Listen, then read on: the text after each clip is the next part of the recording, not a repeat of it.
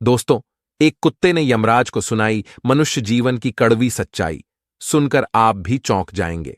इस प्राचीन कथा में हम आपको बताएंगे कि कैसे एक कुत्ता यमलोक पहुंच जाता है और यमराज से शर्त लगाता है, और यमराज उस शर्त में कुत्ते से हार जाते हैं और फिर यमलोक के सारे नियम बदलने पड़ते हैं। इस कथा में हम जानेंगे भगवान विष्णु ने यमराज को मनुष्य जीवन के संबंध में कौन सा महत्वपूर्ण ज्ञान दिया है। तो चलिए दोस्तों, आपका समय बर्बाद न करके कथा को शुरुआत करते हैं। दोस्तों, प्राचीन काल में मध्य देश में एक अत्यंत शोभायमान नगरी थी। उस नगरी में एक धनवान सेठ रहता था। वह उस सेठ के पास एक लाल रंग का कुत्ता होता है। वह सेठ बहुत लालची और कपटी स्वभाव का होता है, किंतु वह भगवान विष्णु का परम भक्त होता है। वह हमेशा अपने इष्ट देव भगवान विष्णु की पूजा आराधना करता रहता था। फिर एक दिन उस सेठ की भक्ति से प्रसन्न होकर भगवान विष्णु उससे मिलने के लिए पधारते हैं और उसे दर्शन देते हैं और कहते हैं, हे वत्स, मैं तुम्हारी भक्ति से अत्यधिक प्रसन्न हूं। मांगो तुम्हें जो भी वर चाहिए, तुम्हारी जो भी इच्छा और मनोकामना है, मैं अवश्य पूर्ण करूंगा। वह सेठ भगवान विष्णु से कहता है, हे प्रभु, मैं आपके दर्शन करके धन्य हुआ। प्रभु, मुझे कुछ नहीं चाहिए, मेरे पास आपका दिया हुआ सब कुछ है। फिर वह सेठ एक सादा कागज निकालता है और भगवान विष्णु से कहता है, हे प्रभु, आप इस कागज पर अपने दस्तखत कर दीजिए ताकि मैं दुनिया के लोगों को भगवान के होने का सबूत दिखा सकूं। आजकल दुनिया में कोई ये मानना ही नहीं चाहता है कि भगवान है। फिर भगवान ने कहा, ठीक है वत्स, लाओ मैं तुम्हारे कागज पर दस्तखत कर देता हूं। इतना कहकर भगवान विष्णु उस सेठ के कागज पर दस्तखत कर देते हैं और अंतर्ध्यान हो जाते हैं। फिर वह सेठ उस कागज को हमेशा अपनी जेब में ही डालकर रखता था ताकि वह दूसरों को भगवान के होने का सबूत दिखा सके। फिर कुछ दिनों बाद उस सेठ का वह कुत्ता मर जाता है, जिससे वह सेठ बहुत ही दुखी हो जाता है। सेठ का कुत्ता मृत्यु के बाद यमलोक में जाने लगता है। फिर यमलोक पहुंचने के बाद वह कुत्ता यमराज के सामने आकर खड़ा हो जाता है। यमराज उस कुत्ते का लेखा जोखा निकालते हैं और कहते हैं, हे श्वान, तुमने तो पशु का जन्म पाकर भी कोई पाप नहीं किया है। तुमने हमेशा अपने मालिक के साथ वफादारी की है, कभी किसी पशु पक्षी आदि प्राणियों को कष्ट नहीं दिया है। तुमने अपने सभी काम बड़े ईमानदारी के साथ किए हैं। हे श्वान, एक कुत्ते का जन्म पाकर भी तुमने कोई भी घृणित कार्य नहीं किए हैं, इसीलिए तुम्हारे सभी जन्मों के पाप अब नष्ट हो चुके हैं। हे श्वान, अब तुम बताओ, तुम किस लोक में जाना चाहते हो? तुम जहां चाहोगे वहां तुम्हें भेजा जाएगा। तुम जिस प्राणी का जन्म चाहते हो वह जन्म भी तुम्हें दिया जाएगा। हम तुम पर बड़े ही प्रसन्न हैं। शीघ्र बताओ तुम्हारी क्या मनोकामना है। फिर वह कुत्ता बोलने लगता है, हे धर्मराज, आप चाहे मुझे नरक में भेजो या स्वर्ग में, मैं कहीं पर भी जाने के लिए तैयार हूं।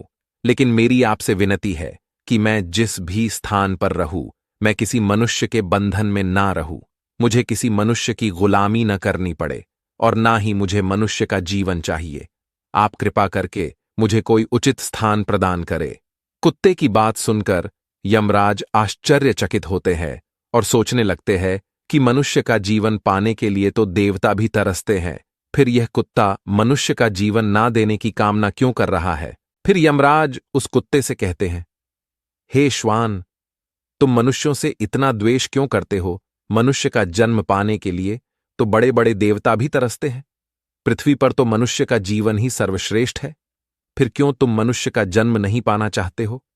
इससे पहले तुम्हें कभी मनुष्य का जीवन नहीं मिला है, शायद इसीलिए तुम मनुष्य जीवन के फायदे नहीं जानते हो। तुम एक बार मनुष्य का जीवन प्राप्त करके देखो, तुम्हें पता चलेगा कि उसके कितने फायदे हैं। यमराज की बात सुनकर वह कुत्ता कहता है, हे धर्मराज, मैं जानता हूं कि मनुष्य का जन्म कितना अनमोल है, लेकिन मनुष्य बड़ा ही स्वार्थी, धूर्त, कपटी और चालाक होता है। जब वह अपना मतलब देखने लगता है तो सही गलत सब कुछ भूल जाता है। उसकी तृप्ति किसी चीज से नहीं होती।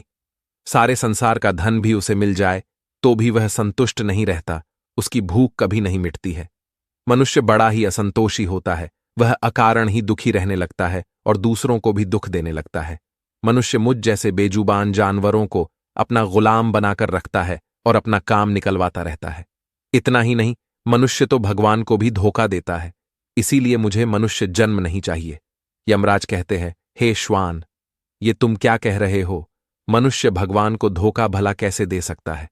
तुम जरा बताओ, मैं भी तो जानूं। फिर कुत्ता कहने लगता है, हे धर्मराज, मनुष्य जब मंदिर में जाता है तो स्वार्थी मन से भगवान की पूजा करता है। भगवान से कहने लगता है, हे भगवान, मेरा ये काम बना दो, मैं इतने पैसे चढ़ाऊंगा, दान धर्म करूंगा, भंडारा करूंगा, गरीबों को कपड़े दान करूंगा। लेकिन जब उसका काम पूरा हो जाता है तो वह सब कुछ भूल जाता है।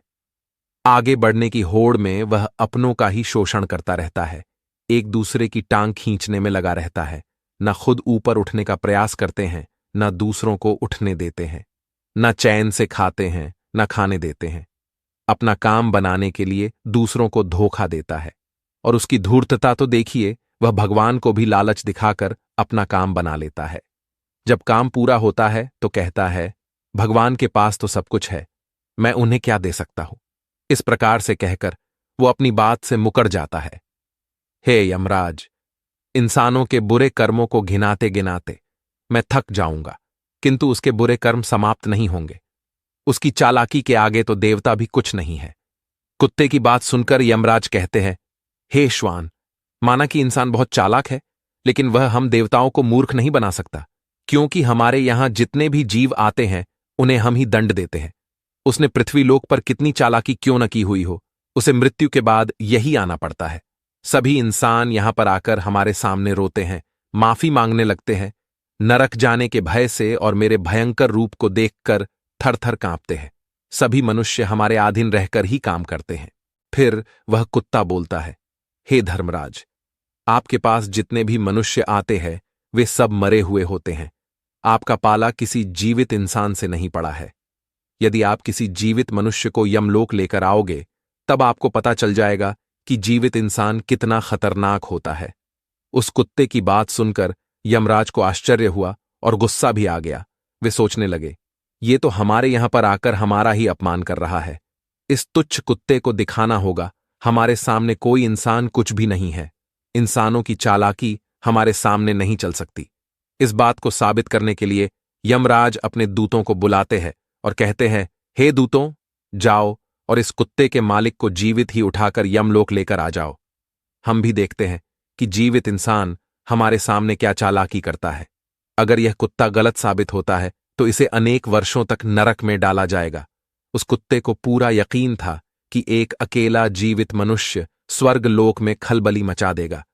फिर यम के दूत धरती लोक पर जाते हैं और उस कुत्ते के मालिक को अर्थात उस सेठ को चारपाई के साथ उठाकर यमलोक ले जाने लगते हैं। तभी बीच रास्ते में उस सेठ की नींद खुल जाती है और वह देखता है कि दो अत्यंत हृष्ट पुष्ट सिंगों वाले यमदूत उसे चारपाई के साथ उठाकर यमलोक ले जा रहे होते हैं। वह सेठ उन यमदूतों से पूछने लगता है, हे यमदूत, क्या मेरी मृत्यु नींद में हो चुकी है? तब यमदूत कहने लगते हैं, नहीं मनुष्य, तुम अभी जीवित ही हो। फिर वह सेठ कहता है, फिर आप दोनों मुझे कहां ले जा रहे हैं? मैंने कौन सा पाप किया है? यम के दूत उस सेठ को सारी कहानी बता देते हैं और कहते हैं, तुम्हारे कुत्ते ने यमराज से कहा है कि जीवित मनुष्य बहुत चालाक होता है, इसीलिए इस बात का परीक्षण करने के लिए यमराज ने आपको जीवित ही यमलोक लाने के लिए कहा है। उस सेठ को पूरी बात समझ में आती है और वह कुछ देर तक सोचने लगता है और फिर तुरंत उसकी जेब में रखा हुआ वह कागज निकालता है जिस पर भगवान विष्णु ने दस्तखत किए हुए होते हैं।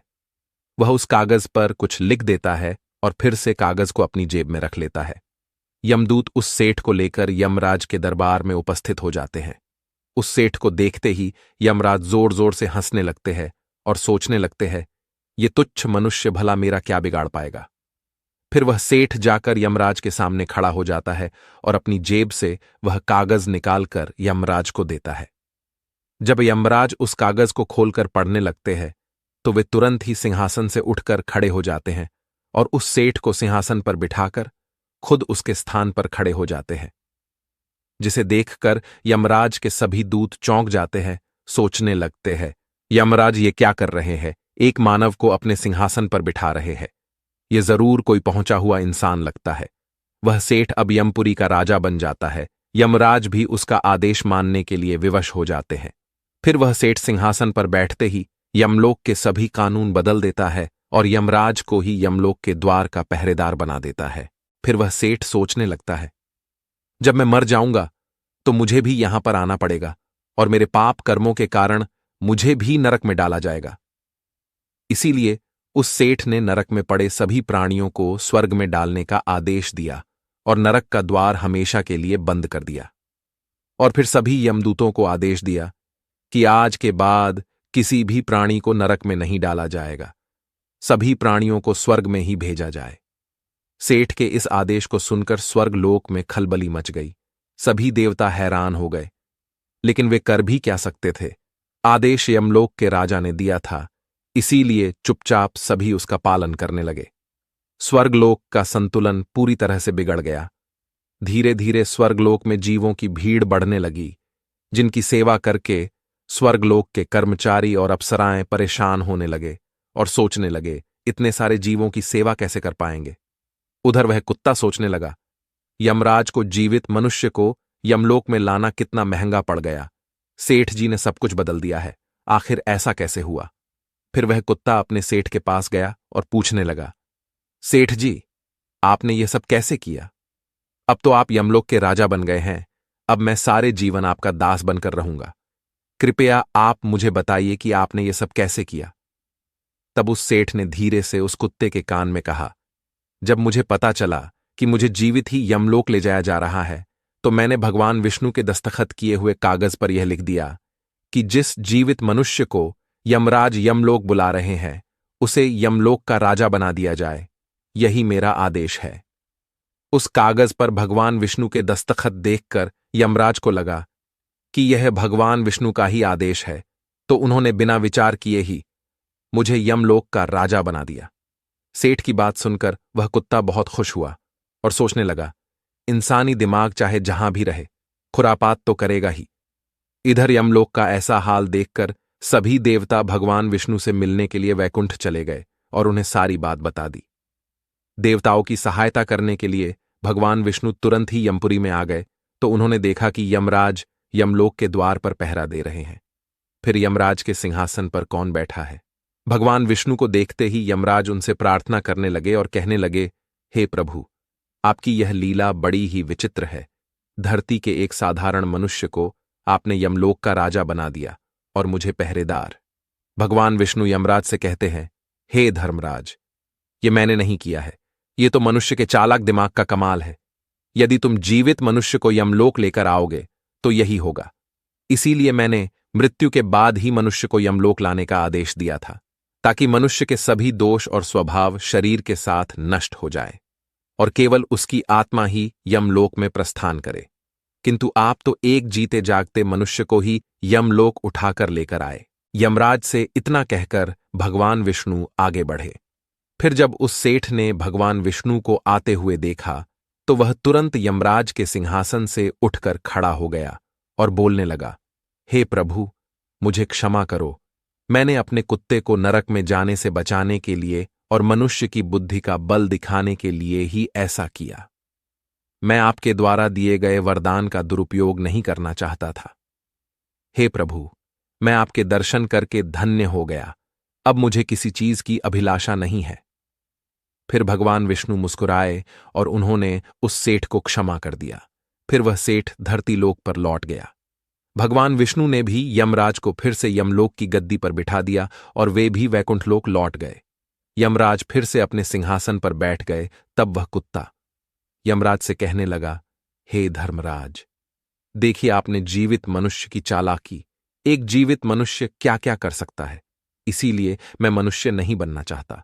मनुष्य जब स्वार्थी बन जाता है तो वह अंधा हो जाता है, उसे दोस्त परिवार दिखना बंद हो जाते हैं। लालच में वह धर्म को भी भुला देता है और अनिष्ट कार्य करने लगता है। जब तक वह शास्त्र अनुसार कर्म करता है तभी तक सुखी रहता है, और जब धर्म से विमुख हो जाता है तो क्लेश और बीमारियां उसे घेर लेती है और उसका पतन हो जाता है। फिर यमराज उस कुत्ते को क्षमा कर देते हैं, उसे स्वर्ग में भेज देते हैं और यमलोक के बदले हुए कानूनों को फिर से सही कर देते हैं। तो दोस्तों, इस प्रकार से एक कुत्ते ने यमराज को मनुष्य के जीवन की सच्चाई बताई है। ये कथा आपको कैसी लगी कमेंट करके जरूर बताएं। अगर यह जानकारी अच्छी लगी तो वीडियो को लाइक जरूर करें और कमेंट में जय श्री कृष्ण जरूर लिखें।